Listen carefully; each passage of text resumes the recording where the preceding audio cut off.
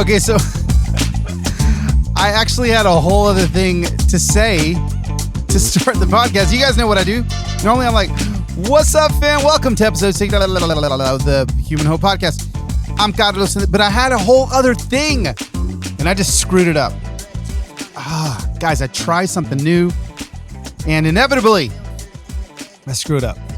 It's okay. I'm a creature of habit. Welcome to episode 16 of the Human Hope Podcast. I mean, what a bummer intro. I promise I had the most epic intro planned, but here we are. You know what? I'm not even going to edit this back. This is it. This is the intro to 16. You know, episode 16, we now have our driver's license as a podcast. We can now go wherever we want legally without our parents. I guess since I'm on the That Sounds Fun network, like my parent would be Annie F. Downs. I'm on her network. Annie, you no longer have to drive with me. Like, we can now go wherever it is we want to go. We can follow her on her podcast tour. I don't know if you guys know Annie's doing a podcast tour, and she's seeming to have a blast. We should do a podcast tour at some point. You guys should let me know what, like, can we do a podcast tour? Can I get a few people to show up in different cities? That would be fun, right? Like, I could be interviewing people. I don't know. I've got all kinds of dreams for this thing. But I do want to say, welcome. Thanks for sticking around. If you're new around here, I'm grateful that you are here. This is the Human Hope Podcast, where we talk about hope for humanity in various ways, shapes, and forms. I am your host, Carlos Enrique Whitaker Guzman Archibald, or Los for short. And we have been on a journey. 16. We are 4, 8, 12, 16. That is 4 months. Are you kidding me? I've done this thing for 4 months. Is that true? 4, 8, 12? Yeah. 4 months we've been going at this thing. If I can do this 4 months, I can do this the rest of my life. And we're just going to keep looking for hopeful things to talk about, hopeful things to focus on, because we live in a season on planet Earth where everybody says this is the most divided we've ever been. And maybe not. Honestly, I don't necessarily believe it. I think maybe we have the most access to information that maybe convinces us that this is the most divided we've ever been. But I'd like to think that this may be the most unified we've ever been. But the people that are unified just ain't talking about it. I know that there are people that have major differences of opinions that listen to this show. And we all come together. I mean, gosh, 2 weeks ago we came. I guess it was a week and a half ago. We came together and we raised $50,000 in 24 hours for a friend who needed a seizure alert dog. Like that. That makes me believe there is hope, right?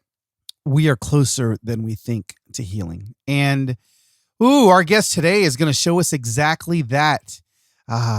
Such a hope-filled human. But before we get to that, before we get to our interview, how many of you guys are summer people? Like, you love summer. Like, summer, you're like, oh my God, I cannot wait to perspire and sweat and have my back wet with perspiration and my nose beadly with little beads of sweat. Like, how many of you guys are like summer sweaters? Like, you love to sweat in the summer. And then how many of you guys are like me? Where you wish summer, especially in the South, never existed. Friends, this last week in Nashville, Tennessee, it has felt like the devil's underarm. It has felt like I'm living inside of a dog's mouth. It has been nasty. The humidity has been like 90%. It's been like 94 degrees outside. Oh my gosh, it has been awful. But guess what? I am going to correct the situation, because as of right now, it's Wednesday evening, June 16th. By Saturday evening, I am going to be in Anchorage, Alaska, where it is 59 is the high, 42 is the low. I'm taking hoodies. I'm taking beanies. I'm going to be there for 6 days with my family. We're actually going to record the next podcast in Alaska. Can't wait. Maybe we'll have some surprises there. But we as a family, as the Whitakers, had to get the heck out of the South in this oppressive heat and humidity. So I don't know how many of you guys are like, let me know. Let me know on Twitter, on Instagram. Let me know if DM me, whatever. Are you summer Heat people, or like, are you craving the fall and the winter and the early part of the spring? I need to get to Alaska. We're doing 6 days, kind of like all the tourist thing, right? We're going whale watching. Oh, like not in a big boat too, like in a boat that only fits 6 people. I cannot wait. We are going on a grizzly bear excursion. We take a plane to like a grizzly bear beach. I'm not quite sure why I'm risking my life to get this photo, but we are. We are going fly fishing. No, maybe not fly fishing. We're going fishing for king salmon. And we're going to have the best fish tacos the rest of the summer. We're bringing home all the salmon. That's just the first 6 days. We're bringing the girls, we're bringing their boyfriends. We're bringing some friends. Losia's bringing friends. Heather's bringing friends. And that's going to be awesome the first 6 days. And then the last 9 days, so it's actually a work trip. I'm just tacking on the family thing at the beginning. The last 9 days, I am going to be hanging out with a bunch of urban inner city kids from Brooklyn with a nonprofit called Brooklyn to Alaska, where they take urban youth and they introduce them to the wilderness and they teach them all sorts of incredible things in the wilderness. But what's cool about this trip is that this is like graduation for a bunch of kids that have been coming every single year. And these kids are actually being certified as river guides in Alaska. Yeah, that's right. Grew up in Brooklyn. And now they're going to be river guides in Alaska. And I'm going to be on the river with them. I hope they're really good river guides because we're going to be camping on the river for 6 days. Oh my gosh. And I like have to pack a complete mosquito net suit. Like that covers you from head to toe. Because I heard the mosquitoes are like birds. Well, that's the only part I'm not looking forward to. Everything else I'm looking forward to. I'll let you guys know. If I come back and I look like Will Smith on that part in the movie Hitched, where he has an allergic reaction, that's really what I look like when I get bit by bugs. So you'll know whether or not the mosquito suit worked. Okay, enough on how excited I am about going to Alaska. Do any of you guys live in Alaska? Can we have like a little Human Hope podcast meetup in Anchorage? That's kind of the main city we're going to be around. Let me know. DM me, shoot me an email, carlos@carloswhitaker.com. Maybe we'll have a little Human Hope Listener Love live in Alaska. All right. Speaking of live in Atlanta, our guest this week. I mean, when she said yes, I kind of freaked out. Now, I have been following her work for about a year now. Her name's Danielle Koch, but most of you may know her as Oh Happy Dani on Instagram. And Danielle has such an incredible story on how she has gotten to where she's at in her career, which she didn't even know this was going to be her career. But listen, she is an anti-racism fighter. She is an empathy-filled human. She is a hope dealer. She's an artist. She's a speaker. She's a communicator. And she is somebody that is educating so many people online on how to be an anti-racist, how it is to stand up against oppression, and how it is to lift up Black voices. And I'm so proud of her.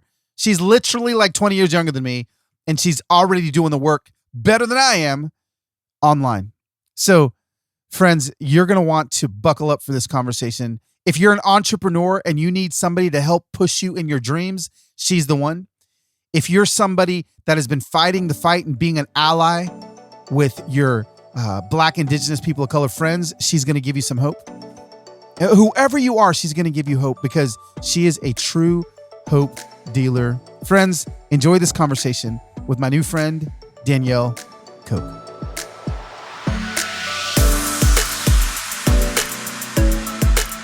All right, Human Hope Familia, we are rolling here into episode 16 with, I'm just going to call you Dani because that's what everybody knows you as, and I actually screwed up your last name, Danielle Koch. Danielle, how are you today, mi amiga? I am so good. I'm so excited that I get to be on here to talk to you. You are the best. So I'm really excited for our conversation. Well, I'm excited too. We became kind of internet friends, I don't know, maybe a year ago. I would love you to just kind of catch everybody up, let everybody know who you are, what it is you do, and what you're passionate about. Yeah. So, yep, I'm Dani. I am an illustrator and advocate/artivist from Atlanta, Georgia. I like to tell people that I aim to take complex ideas and make them more digestible and easier to understand for the everyday person. I strongly believe that we don't have to have a PhD in issues about race to be responsible for having those tough conversations and really leaning into our personal responsibility and the influence that we each have. So I aim to create art that talks about that. And you do it really well. Tell us about when I mean, because I think I hopped on the Dani mobile after your Instagram had blown up. So talk about when maybe things started getting like, you were like, oh my gosh, this is something that is probably going to end up being my full-time thing. Oh my gosh, yes. It's so funny because whenever I tell people that I started drawing Christmas of 2019, they're all like, what? Because everything did happen so quickly. So that's okay. So you just put out a statement right now that you just said you started drawing Christmas of 2019. Yeah, in this capacity at least, like digital illustration.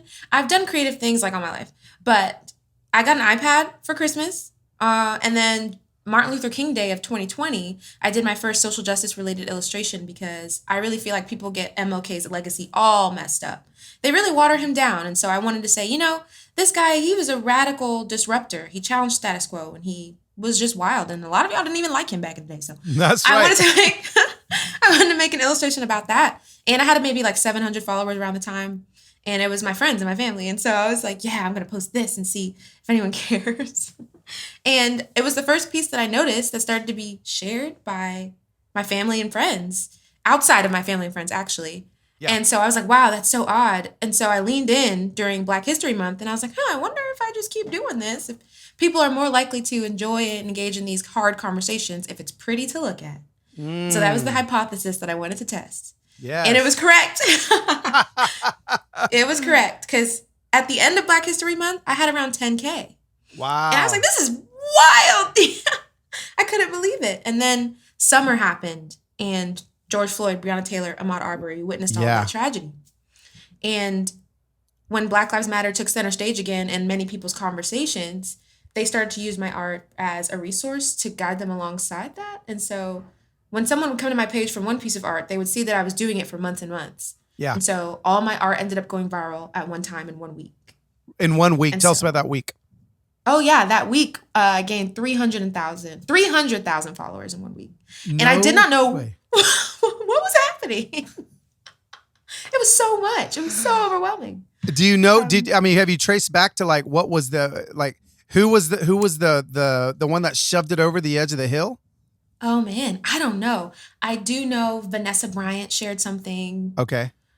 Just a couple different celebrities were sharing things, but also there were several pieces that went viral together. So I can't really pinpoint who did what, but I just know a lot of people were reposting and I lost track of it completely. So I don't even know. Okay. So 300, now you have 310,000, right? Now you're like, okay. What do you do at the end of that week? What were you thinking? Yeah.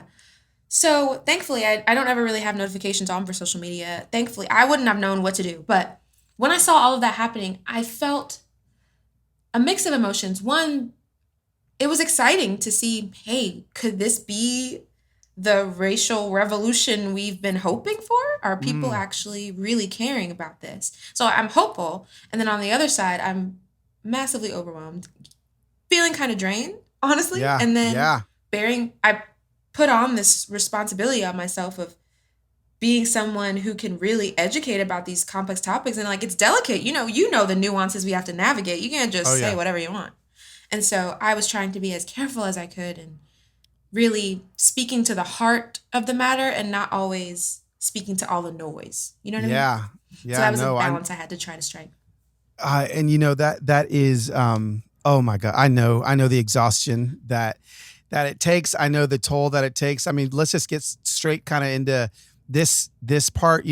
My socials kind of blew up last summer too, when I started putting videos out there. I think I had like 20,000 followers at the time. And I started putting videos out there about, again, I like the way you said that, making the conversation digestible, making it, And honestly, I was trying to make it digestible for white people because that's most of the people that were following me at the time, that were buying Mm-hmm. my books, listening to things, and initially I was like, wow, I wasn't prepared for this level of trust. I guess there Yeah. is a level of trust that, and it's weighty, right? Would you say that you feel the actual weight of it?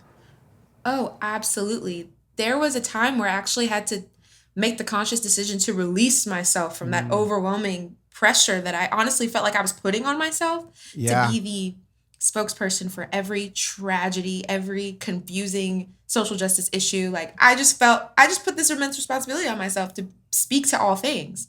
Wow. And the time came where I was like, absolutely not.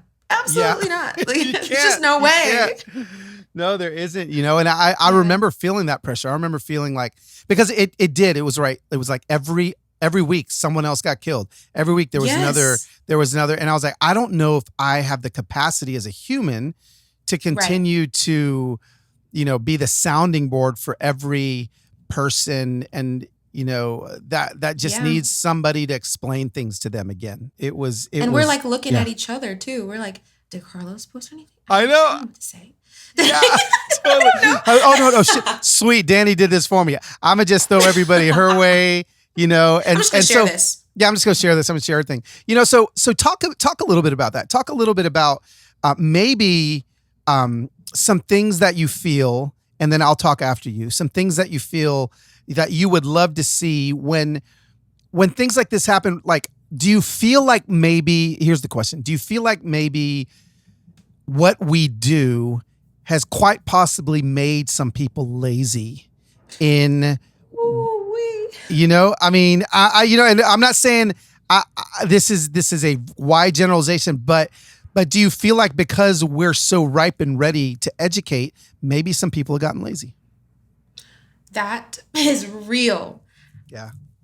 I think yes. Part of me believes that I wrestled for a while with the idea that I was oversimplifying things. Mm, For me, as a believer, I trace a lot of things to God and the heart of God, but yeah. also I tend to lean on like the kumbaya, like hopeful optimism. And Sure. I realized that in doing that, I was also making things that were complex, not only digestible, but sometimes a little overly simplified because Wow. it felt to me as people were relying so much on the content that we're putting out that the at home real work behind closed doors, like your own personal responsibility was kind of getting left and put to the side. I do definitely feel like that.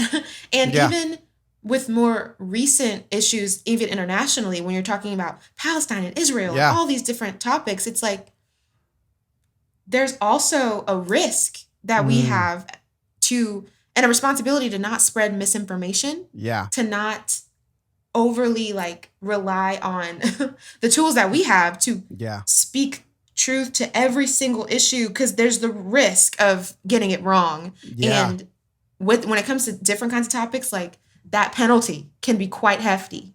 And Hefty. so I worry sometimes that we're making it a little too easy for white people at times. And I also Yeah. worry that, oh man, people are relying a little too much on social media infographics and Right. Oh my quick hit gosh. videos.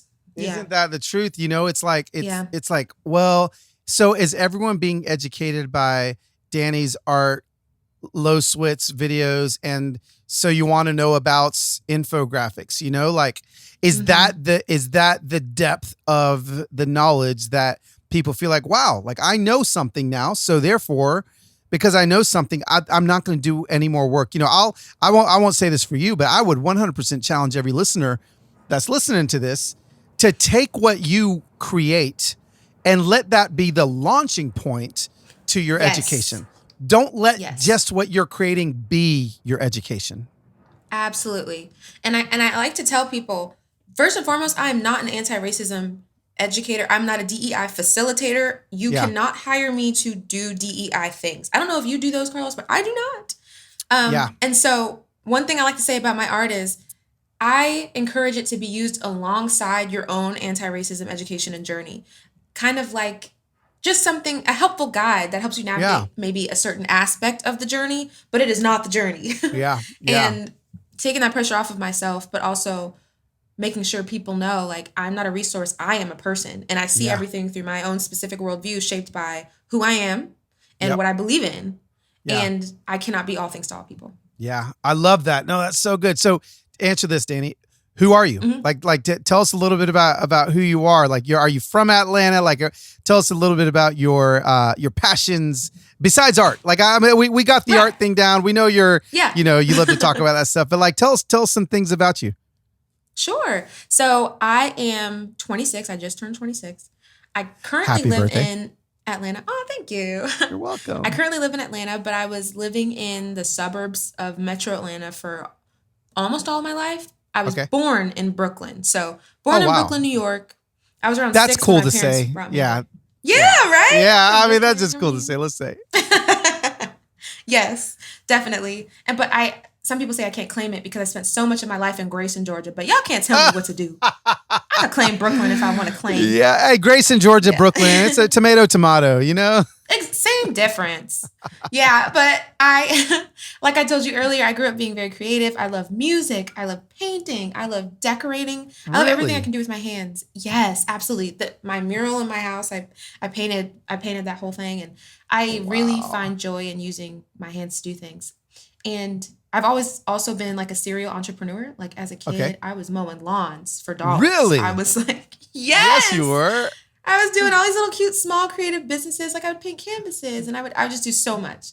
Yeah. And I actually took an art class in middle school because I was like, yeah, this is gonna be it. Yeah. But I had an art teacher actually continuously give me low grades on my art projects because she said that I was tracing. What? She said, make sure you're not tracing. And I was like, but you never even asked me if I was tracing. Actually, No. I would have told you no. I would have sat and drawn for you, ma'am.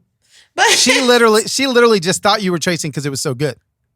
I mean, I guess so. I wish she would have asked me. I really do. But that experience kind of caused me to veer off the art path professionally. Oh, wow. Okay. Yeah, but I still did it for fun. And so, I went to Georgia State. You did? Georgia State business? Okay. Okay, so you graduate from Georgia State and you're like, I'm going to be an Instagram influencer that is like making art. That wasn't on the career path. 100% the goal from the very beginning. Yeah, no, it's funny. I actually wanted to be an event planner because it seemed like the thing that was the most fun. Yeah. I just want to do something fun, like Enneagram 7 problems. Like my whole life needs to be just a party. I got you. So I got a job in that field after I graduated. Okay. And that is where my passion for racial justice actually took off. Okay, tell us about that. Because, yeah, I would love to. I was the only Black woman that worked in the predominantly white event planning agency that I got a job at. Okay. And I quickly learned two things. One, I am not an event planner. The skills are not in me. The details, I can't do it. Yeah. But my way in was through marketing and graphic design, right? So I was like, I'm kind of good at this. I'll just do that. And I got my way in there. But one, the first thing I realized, that's not my calling.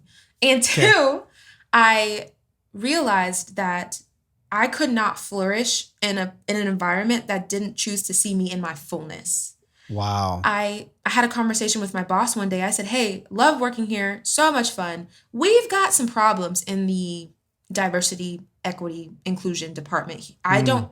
We don't do it actually anything that has to do with that. I would love if we brought a speaker in at some point, or if we kind of laid the ground rules for how we want to approach that topic here in the office. And my boss actually said to me, he said, I don't have a passion for that. I can't foresee using company money towards doing that. And this is 2019. Yeah. Everyone. No, this was like yesterday.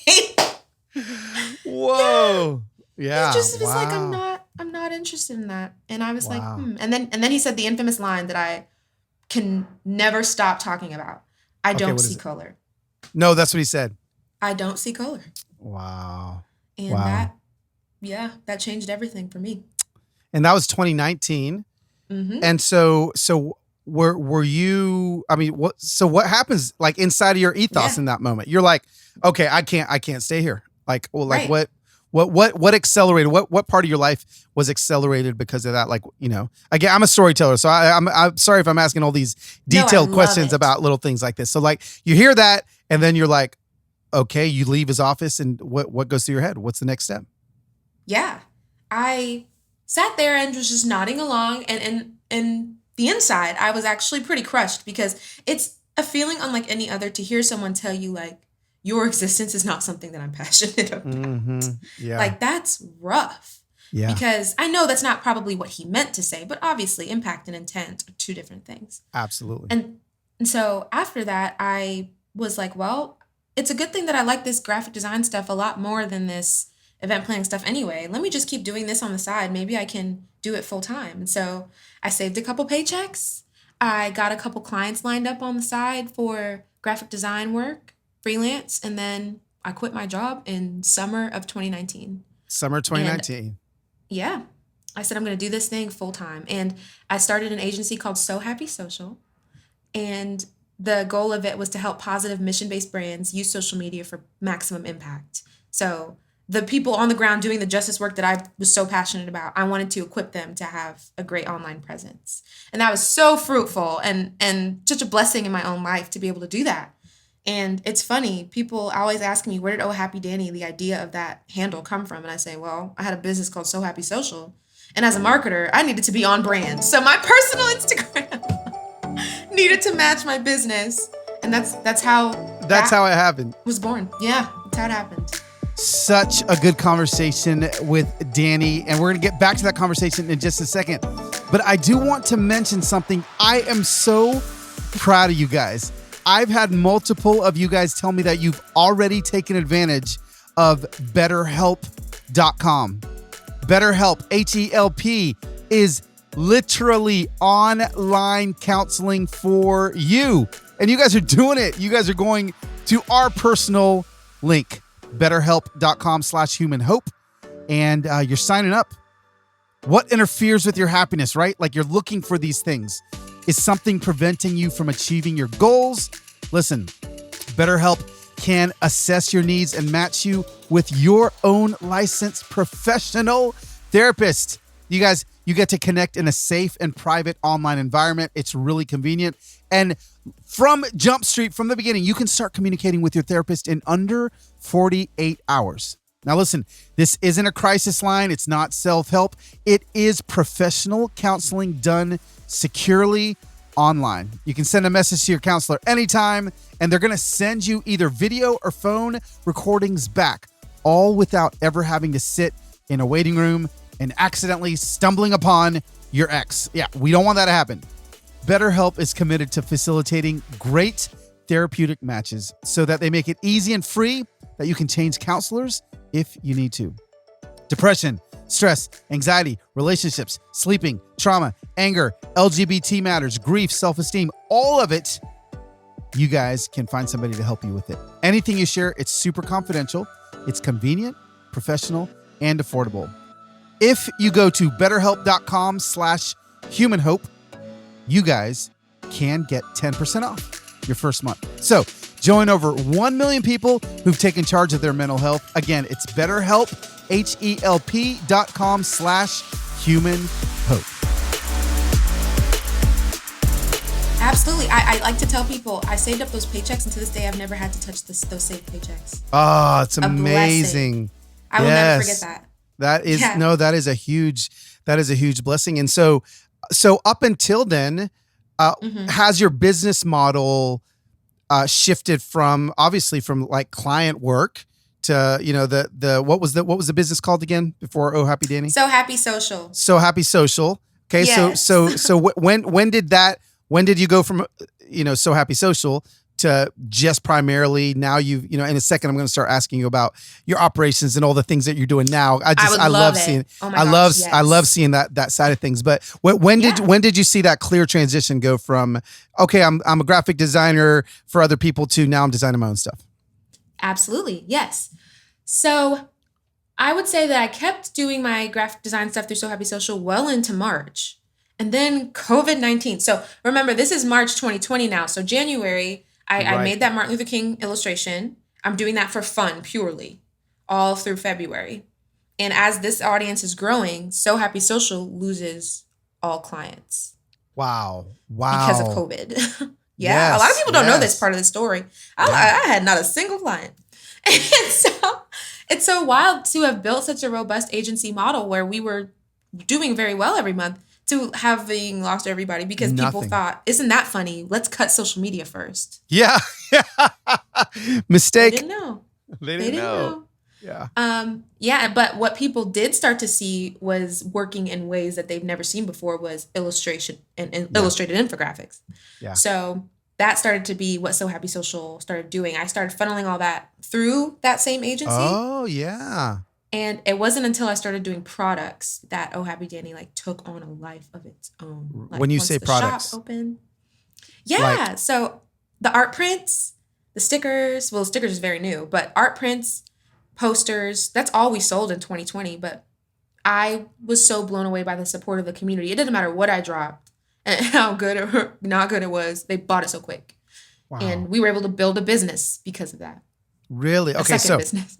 Yeah. So this is, so now, okay, there's entrepreneurs listening to this. There's people that are listening to this that are like, oh my gosh, like everything's falling apart for me. They're on the fence on whether or not, they're going to step out and do the solopreneur entrepreneur thing. Talk to us, take us a little deeper into you're just doing this on your own, but now I see it on your Instagram. You got a team, you got a space. You guys you're going to have an office tour at some point soon. Like you've got, you're like all this stuff is happening, and so you're 26, right? I am. And are you just figuring this out on your own? Do you have a mentor helping you with this stuff? Like what's kind of the business side of what you're doing look like? Yeah, definitely. So I have had a couple of mentors throughout these months, but I will admit that the majority of all that I've done, I had to do on my own and figure out on my own. Wow. And so at the beginning, I will definitely say one thing that helped me the most was investing in online courses or quick things where I could learn the foundation of business. Wow. And thankfully, I had a marketing and business background, so I was able to lean into that naturally. And I'm very grateful that I got that degree because I really feel like it helped me a lot. Yeah.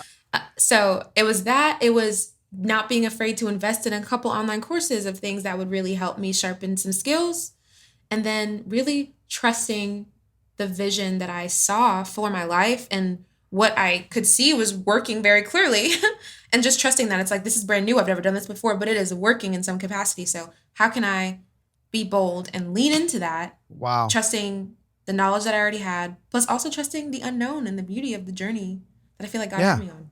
Yeah, So the risk. pretty wild. The Risk. Yeah, and gosh, so many people don't take risks. And I feel like they miss out on so much goodness in life because everyone's just playing it safe. And you didn't play it safe in that moment, Oh, yeah. No, not at all. Not at all. So now your business is 100%, not 100%, but your prints all of 2020, you're doing prints, but now you're doing stickers. Are you doing t-shirts? Are you doing, you're doing clothing, but now I'm starting to see you, like you spoke at Q, like people are starting to see you as a voice of somebody that is going to help them think through hard things, not just through your art, but actually through what you say. Talk to us about maybe has that been hard? Has that been easy? Have you had to break through any lies? Like, oh no, I'm just I'm an illustrator. That's how I'm going to teach people. As opposed to, well, now I can actually use the breath in my lungs. Yeah. I love that so much. It's so funny. It actually took me a while for me to even own the title of artist because, imposter syndrome just comes in hot sometimes. Oh yeah. But I remember always feeling like I wanted to speak, but communication was not something I was ever really overtly affirmed in growing up. Besides, like my parents, your parents tell you can do anything. Yeah, anything, anything at all. But yeah, like I would take Strengths Finder, and it would be like communication is like one of your number one.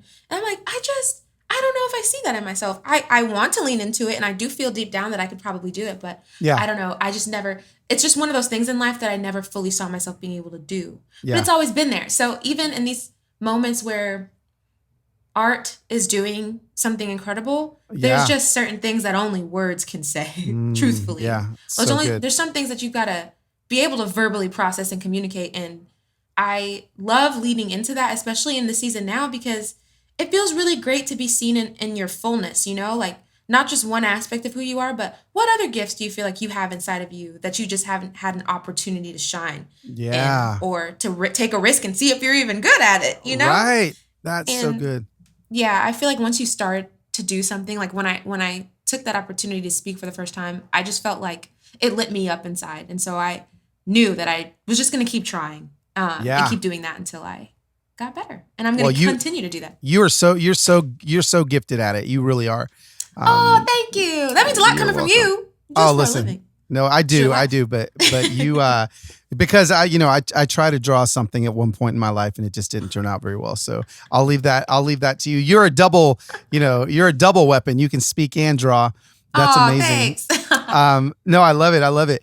You know, as we, so as we're recording this, people can listen to this to whenever, but we're sitting in June, the middle of June, 2021. It's actually been so crazy. Facebook or Instagram, they'll send you reminders of like a year ago today. And it's actually been like kind of triggering for me. Yes. Has it not Me been for you? too. Right? Yes. Like this is what you posted last year. And I'm like, oh my God, like our country was in the middle of the worst moment of its existence, right? It's Gosh. triggering. Oh my gosh. I absolutely agree. I don't even look at that anymore. I don't even look at it. It's been so much, but here's the thing. Something we were talking about this before I hit record. Last year at this time, okay, so we're June. We got I got so many of my white friends are like with their Black Lives Matter signs. They are at the marches. They are posting their black squares. They are loud, loud. And talk to us about this podcast and this study that you just listened to, and maybe take us through some of your feelings on maybe what's been happening to the support that the Black community has had in the last year. Yeah, definitely. We were just talking about this. There's a study that's out in the New York Times right now, and it's basically addressing where the support for Black Lives Matter went amongst white people within the past year. And there was a moment a couple months ago where a study came out that said Black Lives Matter support is starting to dip in comparison to a couple months ago. And it's like, oh, that's expected. But I was listening to Code Switch, an episode on NPR's Code Switch podcast, where it's called The Racial Reckoning That Wasn't. Whoa. And it's talking about all of the unfulfilled promises, declarations, donations that came from Black Lives Matter last year concerning white people. And it said basically not only has support for Black Lives Matter gone down, but it's lower than it was before George Floyd, Breonna Taylor, Ahmaud Arbery. And I thought that was pretty devastating. I'm not going to lie to you. Because we can remember the nights we stayed up late, the hours we spent literally sobbing. People don't know how horrifically difficult processing through that grief is, internalizing it, and then being expected to churn out content that helps other people. Like, it's wildly difficult. And then to hear that a year later, not only have people kind of put it down, but they've also kind of walked away. Yeah. Rough. It is Absolutely rough, it's rough, but I hate to say that it's not surprising, but it is. This is hard work. I tell my white friends all the time, like if you really want to be an ally, like you can't be an ally for just a moment, right? Like you can't dress up like an ally. That's called Halloween, right? Like you're just at that point, you're just pretending. It's a costume party, and then you're not that anymore. And like this is a long road of suffering that we can't have people falling off because it's like, well, I just it's not affecting me anymore. It was affecting me back then because everything was being affected because of race. But now we got a different president and the conversation's not as loud anymore. And you know what? I just think that I'm not going to support it like I was before. And it is looking back, I take it exactly like you said, Dani, like it was exhausting to put so much effort in. Brittany Paquette Cunningham, I don't know if you follow her. Yeah. on Instagram, but she talked about how, like, all you guys followed us when it was time for, like, to learn about racism and to learn about Black Lives Mattering. But the second we started talking about our normal lives, everyone just kind of disappeared. Yeah. And, we weren't created to just be your educators and your mouthpieces. I don't know if you have Absolutely. anything to say about that. It's true. And for me, I know you know what this is like too. The ebb and flow of social media following, like that. Thank goodness that's not a metric that I look at and just hold Yeah. so dear to my heart, because man, people come and people go. It's But so true. I just can't. I'm so glad that the work that we do and the fulfillment that we get from it is not predicated upon how many followers there are. Yeah. But yeah, it is truly difficult to see, when you post a story about birds, you would hope that everyone that follows you cares just as much about your passion for birds as they do Right. about your passion for justice. Yeah. And there are a lot of people who do. Yeah. And there are going to be some people who are like, this is not some kind of emotional entertainment for me. Right. I'm not getting a high out of watching you emotionally distraught over another Black death. So I'm going to follow. It's rough. It is. It's rough, and it's been, whew, man. It's actually even, I think what's been harder hasn't just necessarily been my followers that have been like disinterested, but like even some friends, those have been some of the hard ones. It's like, man, they were with me at the very beginning. I'm not saying all my friends, I'm a small percentage, but there's definitely been even some reckoning that's had to come in my own personal relationships because of everything that's happened. Have you found that even in your own personal relationships, you've had to have some, like, guess what? I guess this isn't going to be a relationship that I have the emotional and mental and spiritual capacity to hang on to.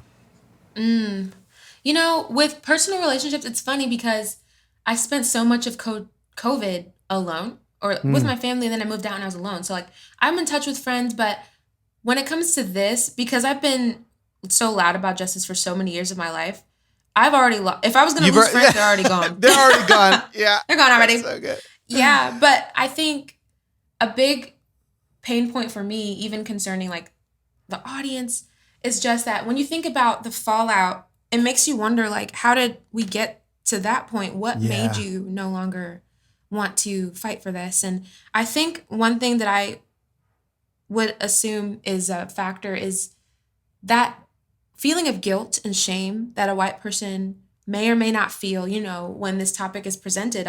I know about a lot of people. I had this post called The Cycle of Inaction, and it talked about how there's certain steps that we go through before we just decide to be apathetic towards an issue, because it's hard, we fall into guilt and fatigue, and it makes us no longer want to continue. And I think part of my own reflection over that time was saying, man, I wonder, while I was encouraging people to take action, I wonder if many people skipped the step of dealing with that internal guilt and processing through that in a way that made them not feel like they were just some horrible person or this guilty party. It's like, no, you guys, saying to do the work isn't saying like, oh, let me just push past this personal thing and how it affects me and just performatively get some things done. That's why it didn't last for a lot of people. I think that internal processing through the guilt and shame and saying, this is a hard thing, and maybe I have been complicit in systems of racism, or maybe I just have been a bystander, but I'm going to reckon with that. I'm going to deal with that internally. And because I did that work, it's going to manifest in a real life connection that I feel to the movement that'll propel me for years to come.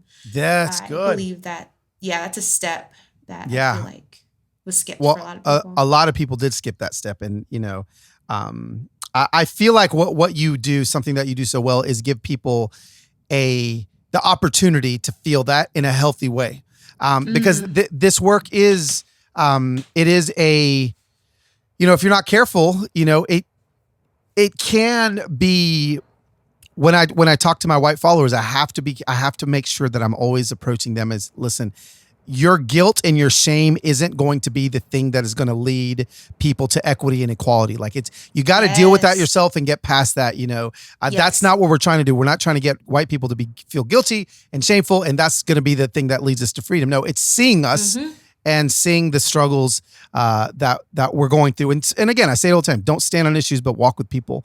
Yes, that I don't even know like how you can memorialize that. That will go down in history as one of the most helpful, clear, like, declarations. Like, Don't stand on issues. Walk with people. That changes everything. Yeah, I think it about does. that often.